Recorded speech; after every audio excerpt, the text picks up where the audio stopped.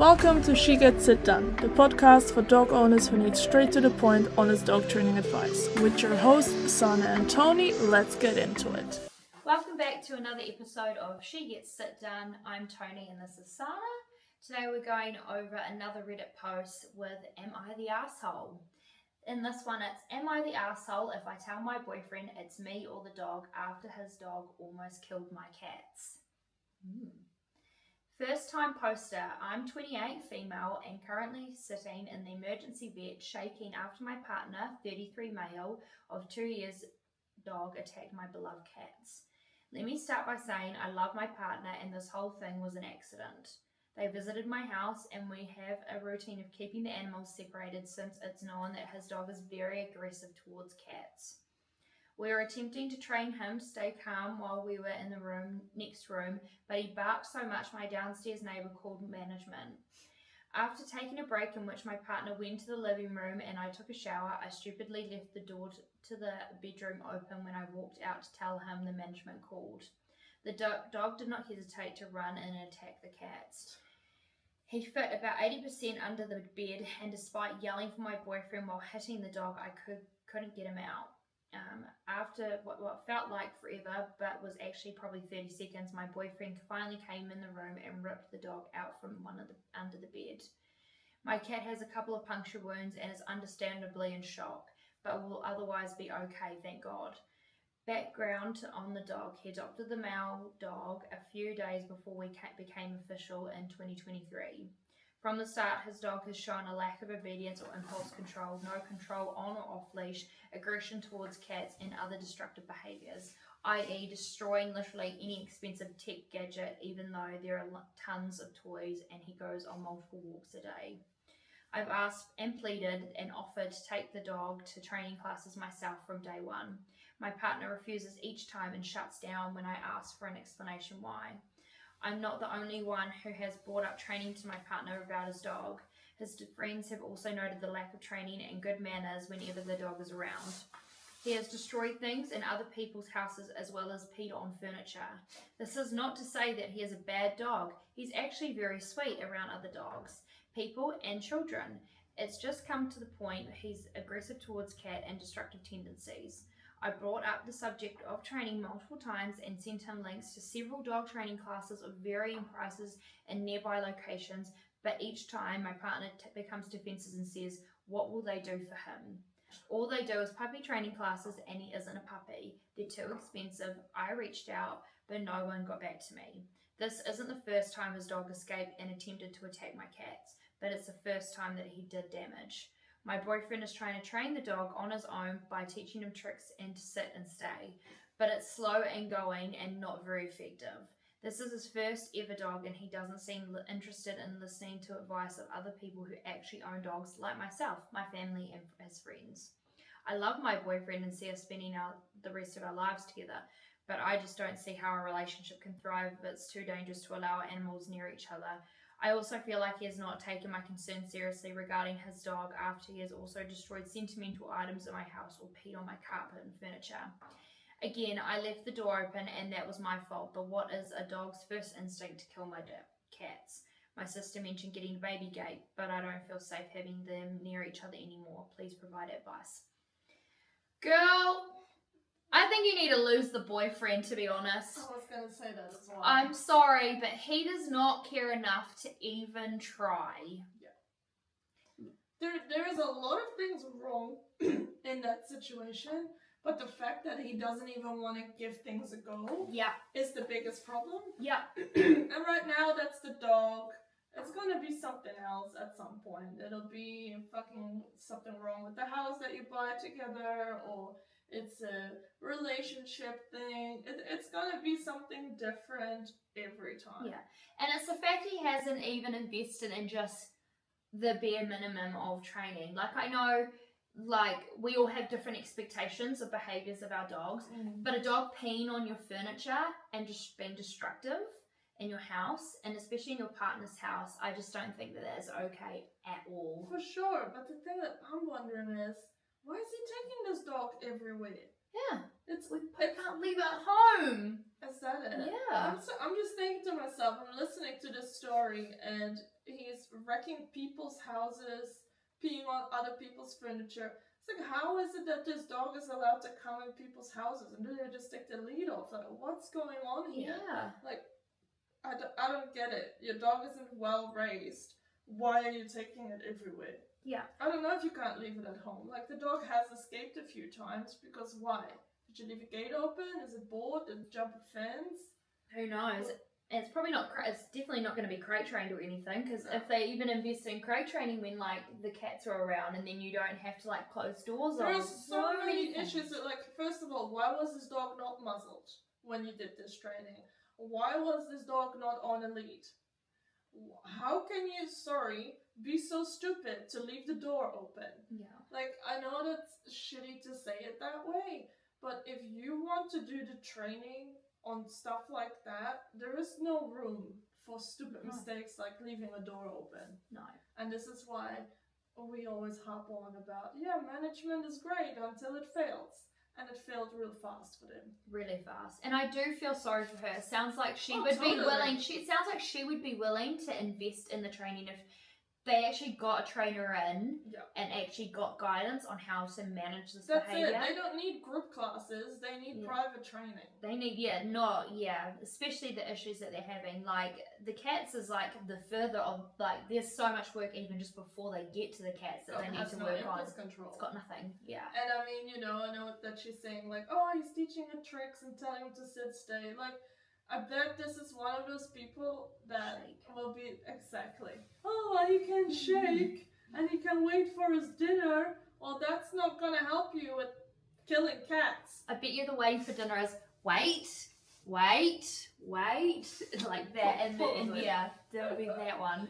But I just think if he's not even bothered to even try and invest, he's not your person. Unless you are going to do the work. And now you're going to end up in, like, the land of always doing shit for him. This isn't really a dog training question, but this is a relationship issue. But, I mean, I feel bad for your cat, and the dog clearly has very high prey drive. Yeah. And now that he managed to catch the cat, it is probably going to get even harder. And this is like a really I hate this. I hate training cats and dogs. It's really hard, Like, whenever I get an email and someone goes like, oh, I have a cat and a dog issue, I'm like, fuck. I just hate it so bad. It's so much management, and to a degree, I feel like sometimes there's always maybe a little bit of management. Like, I've had one where, like, he really coexists quite well, but then there's some where I've, like, really struggled. I had one client that did such an amazing job, but I think the problem for me with training cats and dogs is that most owners aren't willing to go this really fucking long journey of management. Like, for example, the dog that did do really well, they had the cats upstairs and the dogs upstairs for weeks, and then they muzzle trained the dachshund. It was like a wire-haired dachshund. And then we e-collar trained him to get away from the cats. And we tried a whole bunch of other things. And we're 6 months later, and now the dog can be in the room with the cats and chill, but they wouldn't leave them unsupervised. Right? But most people are like, we do one session, and then the next week I come and say, well, the dog is still chasing the cat. Well, yes, Susan, the cat is still going to get chased by the dog because you don't want to put a leash on the dog. Yeah. It's not going to change unless you stop the dog from physically chasing the cat. And I think another thing that really annoys me about working with cats and dogs is that no one ever holds the cat responsible. It's either, no, it's not nice to put the cat in the crate because, we need to get reps in because cats run away. Like, they instantly go like, oh, I don't want to do this stupid training, which is fair enough.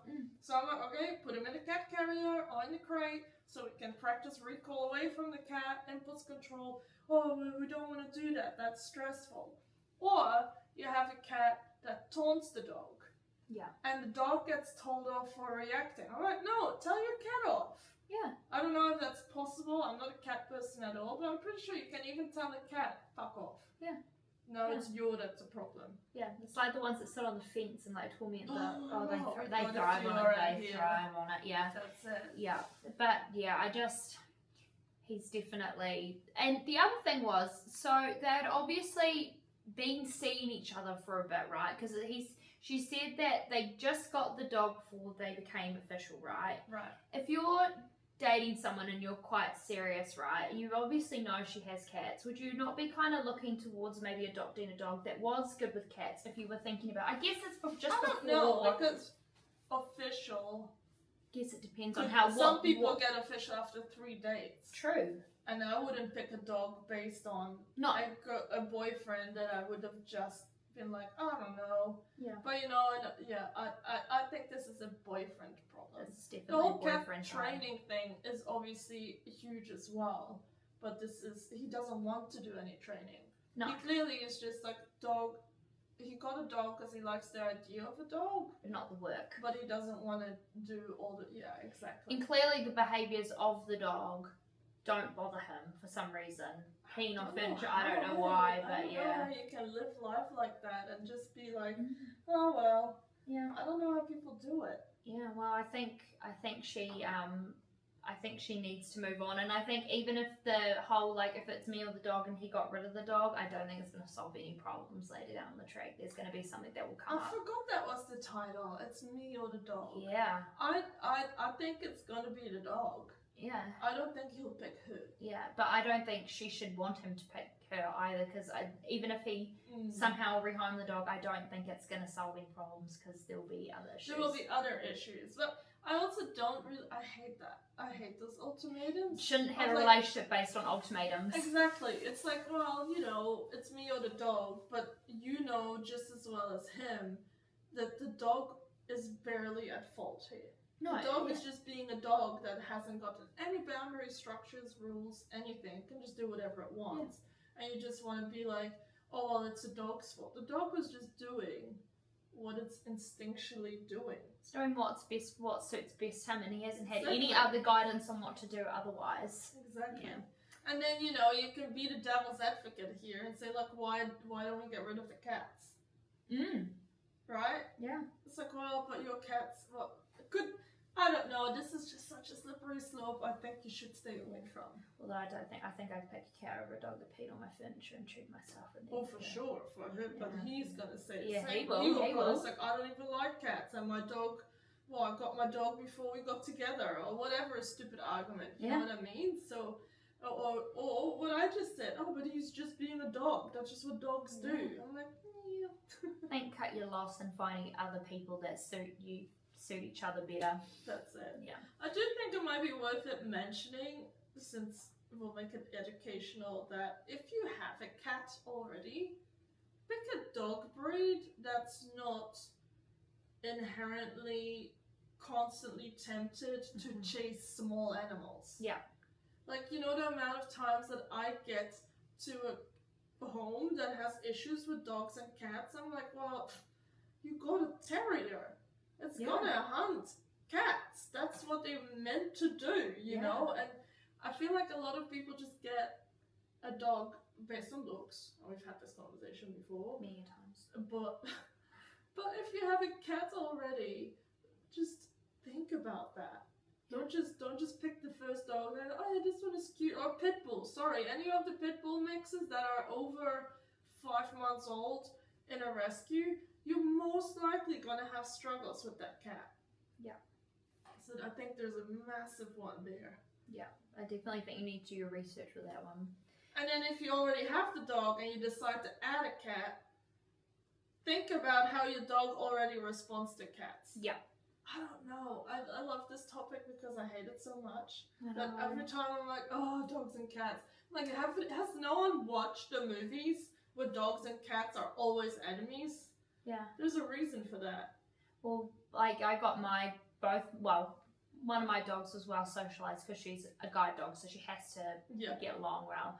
But my other dog, if I got her when she was older, there's no way that she would have been around dogs. I'm lucky because we did lots of management. She's good with dogs. Yeah. But I also wouldn't leave her unsupervised with without us. Like if we're not home, my elderly cat gets locked out the back of the house, and my other cat actually gets locked outside because I don't trust her when I'm not around. Exactly. So doesn't take a lot of